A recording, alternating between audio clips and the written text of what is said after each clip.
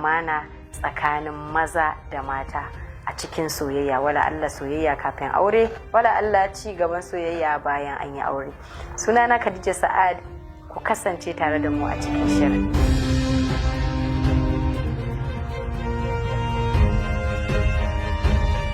Masu kallon mu, kamar yadda na riga na gabatar tun a farko, yau a cikin zauren namu na dandalin masoya muna tare da bako wanda za mu tattauna tare da shi, kuma maudu'in da za mu duba a wannan rana shine wato cin amana a soyayya.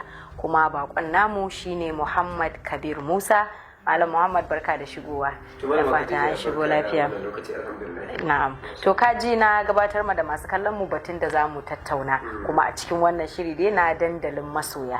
Shin idan aka ce cin amana musamman a soyayya, wala Allah kafin ai aure ko kuma bayan aure, tsakanin maza da mata, shin wane ne ya fi cin amana, ko su waye suka fi rinjaya in za a auna a ma'auni wurin cin amana a kai a taka mahangar? A cin amana wata halitta ce wadda mutum yake dora wa kanshi, saboda ba za mu ce Allah ya dora masa ba.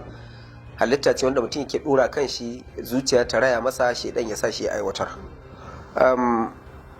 Idan kika auna yanayi na cin amana musamman a wannan zamanin da muke ciki tsakanin masoya guda biyu, tunda muna yi ne akan mace da namiji, walau saurayi da budurwa ko mata da miji, ko ma tsakanin yan uwantaka, to ina tabbatar miki idan kina neman wanda ya fi kowa cin amana to bai wuce ya mace ba.